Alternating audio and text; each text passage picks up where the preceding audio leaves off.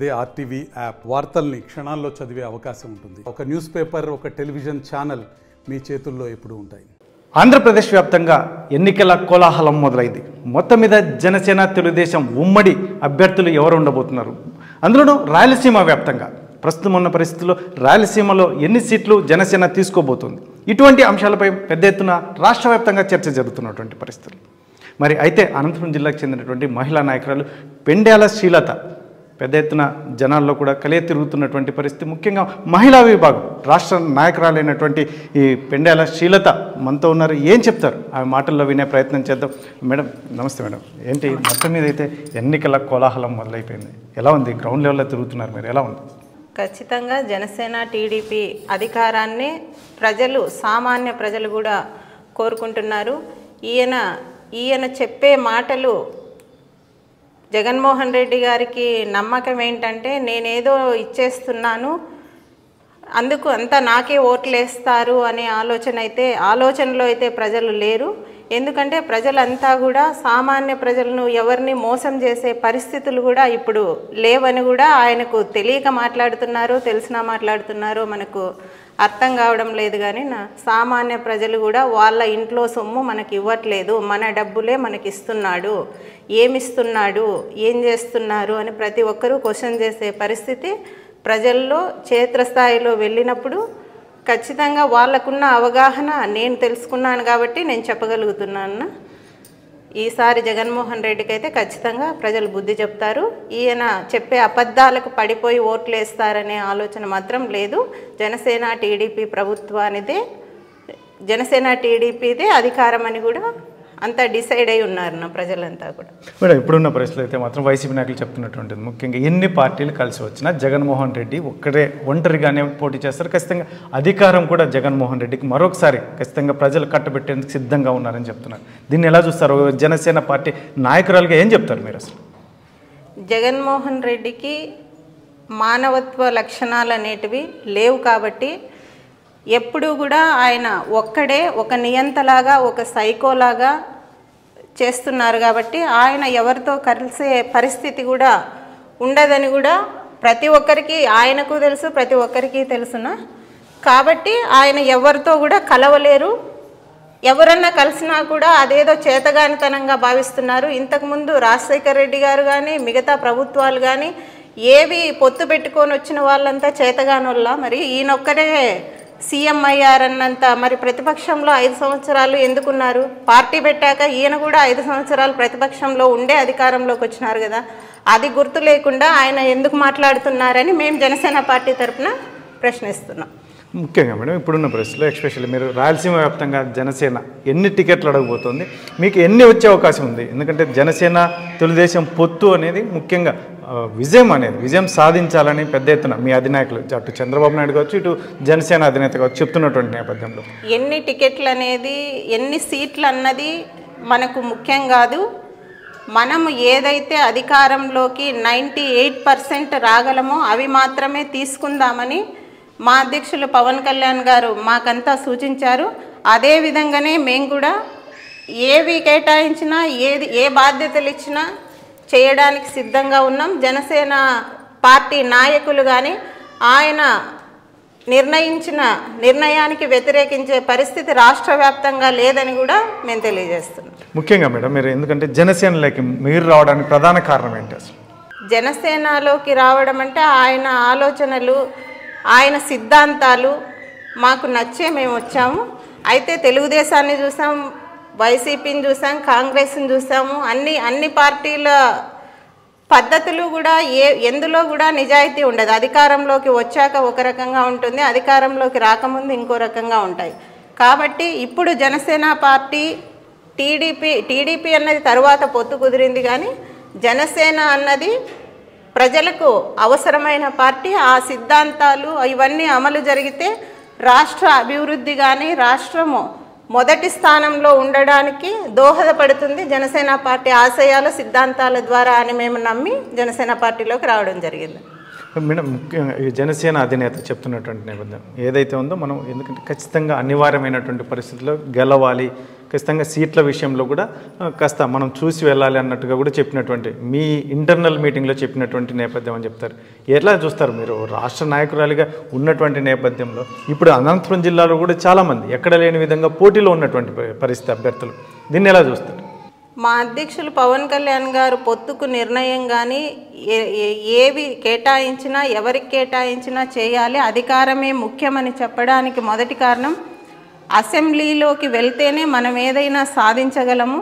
కాబట్టి ఈ అరాచక ఈ జగన్మోహన్ రెడ్డి అరాచకాలను తట్టుకోవాలంటే ఖచ్చితంగా పొత్తు అవసరము.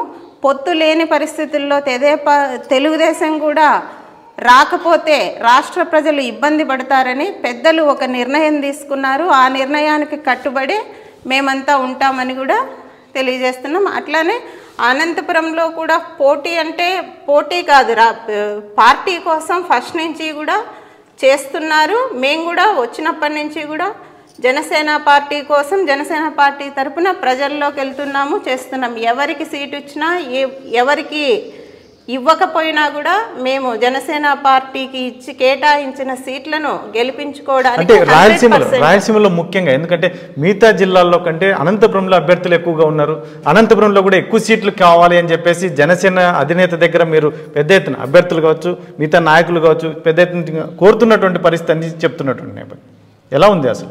జనసేన పార్టీకి అనంతపురంలో బలం ఉంది కాబట్టే కోరుతున్నట్టు అభ్యర్థులు కానీ కోరే వాళ్ళు కానీ అవకాశం కావాలని ప్రతి ఒక్కరూ కోరుకుంటారని, అలానే అనంతపూర్లో కూడా జరుగుతోంది.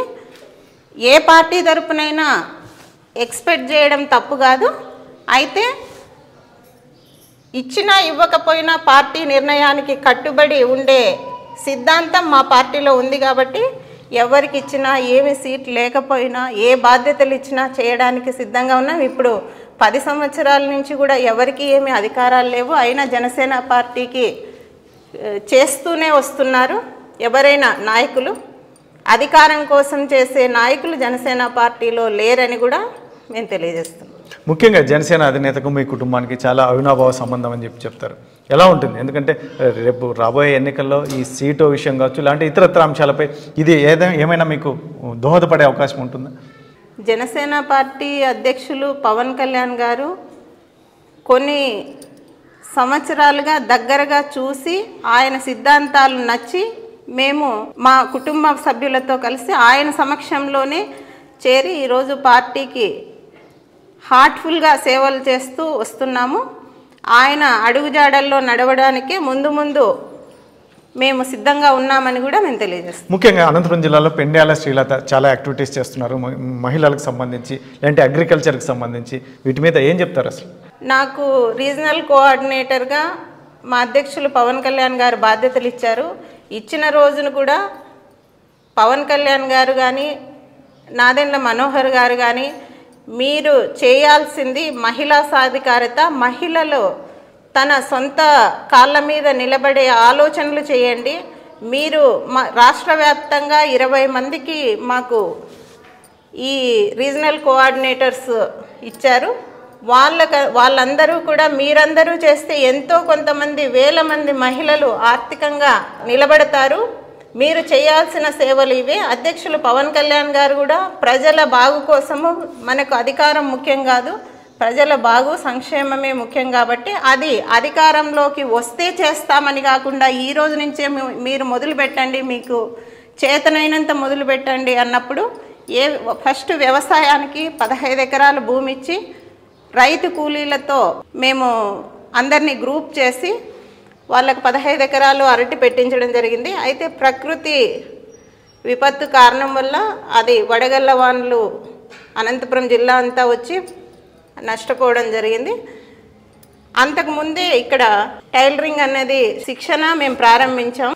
మహిళలను కూడా ఆర్థికంగా బలపరచాలనే ఉద్దేశంతో వృత్తి విద్యలు శిక్షణ తరగతులు ప్రారంభించడం జరిగింది. అయితే ఇక్కడ ఇప్పుడు 7వ బ్యాచ్ నడుస్తోంది. మొదటి బ్యాచ్ నుంచి కూడా ఇప్పటి వరకు ఒక 500 మహిళల దాకా వృత్తి విద్యల్లో శిక్షణ పొంది టైలరింగ్ కానీ, ఎంబ్రాయిడరీ, పెయింటింగు ఇలాంటివన్నీ వీళ్ళు శిక్షణ పొంది వాళ్ళ సొంత కాళ్ళపైన వాళ్ళు నిలబడే విధానంలో వీళ్ళు ఉంటున్నారని చాలా హ్యాపీగా ఉన్నారు. అయితే పరిపూర్ణ శిక్షణ అందించడం అనేదే ఇక్కడ జనసేన పార్టీ తరఫున మనం నిర్వహించడం జరుగుతుంది. ఊరికే నేర్పించాము, బ్యాచ్లు కంటిన్యూ చేశామని కాకుండా పరిపూర్ణంగా వాళ్ళకు ఉపయోగపడేలా వాళ్ళు సొంతంగా షాపులు నిర్వహించుకునగలిగేలాగా కూడా ఇక్కడ నేర్పిస్తున్నాము. అది ఇక్కడ ప్రత్యేకతగా కూడా చెప్పచ్చు. వచ్చే వాళ్ళు కూడా ఎంతో హ్యాపీగా ఫీల్ అవుతున్నారు. అలానే ఇప్పుడు మహిళా సాధికారత అనేది అధికారంలోకి వచ్చాక మేం చేస్తామని చెప్పుకునే ప్రభుత్వాలు ఎన్నో ఉన్నాయి. వచ్చాక అవి ఏమవుతున్నాయో మనం చూస్తున్నాము. ఇప్పుడు జగన్మోహన్ రెడ్డి గారు కూడా ఊరూరు తిరిగి మహిళా సాధికారత అనేది మహిళలకు అవసరమని, మహిళలు అమ్మ అక్క అని అందరినీ మోసం చేసి ఈరోజు ఏ పరిస్థితుల్లో మహిళలను పెట్టారన్నది, నేను 3,000 ఇస్తే తీసుకొని వాళ్ళు బతకాలి, మళ్ళీ సెంటున్నర భూమి కూడా ఎక్కువ ఉంటే వాళ్ళకు ఆ పెన్షన్ కూడా లేకుండా చేస్తున్నారంటే మహిళలు మధ్యతరగతి, దిగువ మధ్యతరగతి స్థాయిలో ఉండాలని ఆయన కోరుకుంటున్నారా? మేము ఇంటింటికి వెళ్ళినప్పుడు వాళ్ళు చెప్పేది ఒకటే, మాకు సెంటున్నర భూమి ఉంటే ఎందుకు కట్ చేస్తున్నారు, పెన్షన్ ఎందుకు కట్ చేస్తున్నారు, సెంటున్నర ఇల్లు లేకపోతే పెన్షన్ ఇస్తారు అని అంటే మేము దిగువ మధ్యతరగతిలో ఉండాలనే కదా కోరుకుంటున్నారు ఆయన. అంటే మొత్తం మీద అయితే 175 గెలవబోతున్నామని వైసీపీ నాయకులు, ముఖ్యంగా వైసీపీ అధినేత కూడా చెప్తున్నటువంటి నేపథ్యం. మరి మీ తెలుగుదేశము జనసేన ఎలా ఉంటుంది? ఈ ముఖ్యంగా అనంతపురం జిల్లాలో ఎన్ని సీట్లు గెలవబోతుంది మీరు? ఆయన 14 సీట్లకు 14 సీట్లు అనంతపూరు జనసేన టీడీపీ ఉమ్మడి ప్రభుత్వంలో 14 సీట్లు గెలవబోతున్నామన్న. ఆయన మేకపోతు గాంభీర్యానికి ఏదో భయపెట్టి సిద్ధం సభల ద్వారా ఆయన గెలుస్తాను అనే అపోహలో ఉంటే అది భ్రమ. ఒక్క ఛాన్సే అడిగినారమ్మా, ఒక్క ఛాన్సే ఇస్తాము, మాకు విసుగొచ్చింది, ఈ ప్రభుత్వమే వద్దు అని డైరెక్ట్గా చెప్పేవాళ్ళు ఉన్నారు. మేమేమి చెప్పము, చేసేది చేస్తాము అని కూడా మహిళలు చెప్తున్నారు. అంత విసిగిపోయి ఉన్న ప్రభుత్వానికి ఆయన 170 వస్తాయంటే ఎలా వస్తాయన్నది కూడా ఆయన అర్థం చేసుకోవాలి. వాస్తవాలను గ్రహించి మాట్లాడాలి. ఊరికే భయపెట్టి మేకపోతు గాంభీర్యం ప్రదర్శిస్తే ఉపయోగం లేదని కూడా ఆయనకు మేము తెలియజేస్తున్నాం. ఏంటి మేడం, మొత్తం మీద అయితే మీకు మీ జనసేన అధినాయకులు అయితే మొత్తం మహిళా విభాగం పదవి కట్టబెట్టారు. మహిళలతో మీరు ఎటువంటి యాక్టివిటీస్ చేస్తున్నారు? వారి వైపు నుంచి స్పందన ఎలా?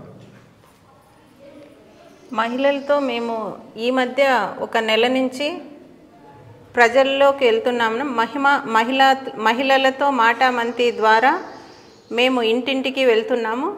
అక్కడ ప్రజలు చెప్పేది ఏంటంటే చాలా పరిపాలన అన్నది అధ్వాన్నంగా ఉంది, ఇంతకుముందు మేము ఎప్పుడూ కూడా ఇలాంటి పరిపాలన అన్నది చూడలేదు. ఇప్పుడు వెంకటరామరెడ్డి గారు చూస్తే 1000 కోట్లతో ఇక్కడ నగరంలో అభివృద్ధి పనులు చేశామని ఆయనే సెల్ఫ్గా చెప్పుకుంటూ వెళ్ళే పరిస్థితి ఉంది. నగరంలో చెత్త ఊడ్చే వాళ్ళు కూడా లేరు. ఎక్కడ చూసినా కూడా మురికి కాలువలు కానీ చెత్త కానీ పేరుకుపోయి ఉండి కంపు కొట్టిపోయే పరిస్థితుల్లో అనంతపురం ప్రజలు బతుకుతున్నారు. ఈరోజు మీరు వెళ్ళి చూసినా కూడా ఎట్లా ఉందంటే పరిస్థితి అట్లా ఉంది. ఇప్పుడు ఒక కరెంటు బిల్లు కట్టకపోతే ఒక దొంగలాగా ఇంకా రేపు మర్నాడు బిల్లు వస్తుందనంగా ఒకరోజు బిల్లు వచ్చినా కూడా ఆగకుండా మైక్ పెట్టుకొని మరి కరెంటు బిల్లులు కట్టాలి అని అంటున్నారు. మేము ఇంతకుముందు మాకు వీలుగా మేము 50 రూపాయలు 100 రూపాయలు ఫైన్ కట్టుకొని 2 నెలలకు ఒకసారి బిల్లు కట్టుకున్నా మమ్మల్ని మాట్లాడిచ్చేవాళ్ళు లేరు.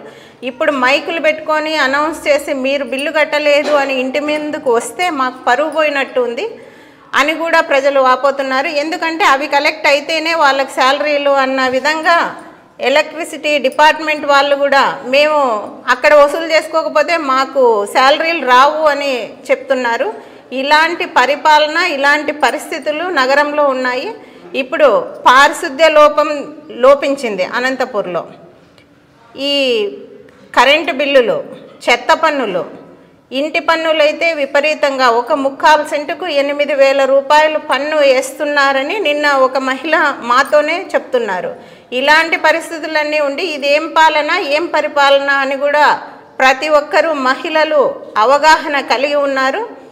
ఇలాంటి పరిస్థితులన్నీ వీళ్ళు ఎదుర్కోవాలంటే వీళ్ళ చేతన అవ్వదని కూడా వైసీపీ నాయకులకు మేము తెలియజేస్తున్నాం. వాస్తవాలను గ్రహించండి, మీరు గెలుస్తామని మాత్రం అపోహలో ఉండొద్దని కూడా మేము తెలియజేస్తున్నాం. ఫైనల్గా చెప్పండి, పెండ్యాల శ్రీలత ఎక్కడ పోటీ చేయబోతుంది? ఎంపీగా పోటీ చేస్తుందా, ఎమ్మెల్యేగా పోటీ చేస్తుందా, అనంతపురం జిల్లాలోనే పోటీ చేస్తుందా? మా అధ్యక్షులు పవన్ కళ్యాణ్ గారు ఆదేశిస్తే ఎక్కడి నుంచైనా పోటీ చేస్తాం. ఇవ్వకపోయినా కూడా ఇచ్చిన బాధ్యతలను నెరవేరుస్తూ జనసేన పార్టీలో కొనసాగడానికి మేము సిద్ధంగా ఉన్నాం. మాకు పదవులు, సీట్లు, ఎంపీలు, ఎమ్మెల్యే సీట్లే కావాలని కాదు, ఇచ్చినా కూడా చేయడానికి మేము సిద్ధంగా ఉన్నామని కూడా తెలియజేస్తున్నాం. రైట్, ఇది ఏదైతుందో మొత్తం మీద అనంతపురం జిల్లాలో పెండ్యాల శ్రీలత ఒకవైపు పార్టీ చెప్పినటువంటి ముఖ్యమైన మహిళా విభాగం కావచ్చు, లేదంటే అగ్రికల్చర్ ఇటువంటి యాక్టివిటీస్ చేసుకుంటూ ఒకవైపు పార్టీ ఏదైతే ఉందో ఆదేశించినటువంటి బాధ్యతలను ఖచ్చితంగా నెరవేరుస్తామని చెప్పి ఒకవైపు చెప్తున్నటువంటి నేపథ్యం, రానున్న ఎన్నికల్లో మాత్రం ఏదైతే ఉందో జనసేన, తెలుగుదేశం ఖచ్చితంగా విజయం సాధించబోతున్నాయి, ప్రభుత్వాన్ని కూడా ఏర్పాటు చేయబోతున్నాయి. జగన్మోహన్ రెడ్డి చేస్తున్నటువంటి మేకపోతు గాంభీర్య ప్రకటనలు ఏమాత్రం పనిచేయవు. గ్రౌండ్ లెవెల్లో ప్రజలు చాలామంది అసలు వెక్స్ అయి ఉన్నారు. ఇటువంటి పరిస్థితుల్లోనే ఖచ్చితంగా జనసేన అధినేత పవన్ కళ్యాణ్ మరి చంద్రబాబు నాయుడు ఇద్దరు కలిసి విజయం సాధించబోతున్నారని ఒకవైపు ధీమా వ్యక్తం చేస్తున్నటువంటి నేపథ్యంలో, మరొక వైపు ఎందుకంటే ఈ గతంలో చాలా చూసాం, ఇటువంటి పరిస్థితుల్లోనే జనసేన పార్టీలో చేరాల్సి వచ్చింది. జనసేన పార్టీలో చేరినప్పటి నుంచి కూడా యాక్టివిటీ మొత్తం చాలా పెద్ద ఎత్తున చేస్తూనే వెళ్తున్నాం. ఇటువంటి పరిస్థితుల్లోనే మాకు పార్టీ ఏదో ముఖ్యంగా పవన్ కళ్యాణ్ మాకు గుర్తింపు ఇస్తే ఏది పని చేయడానికైనా పార్టీలో ఖచ్చితంగా మేము సిద్ధంగా ఉంటామని పెండ్యాల శ్రీలత చెప్తున్నటువంటి పరిస్థితి. కెమెరా పర్సన్ సుధాకర్తో చల్లాకి నాయుడు, RTV, అనంతపురం జిల్లా.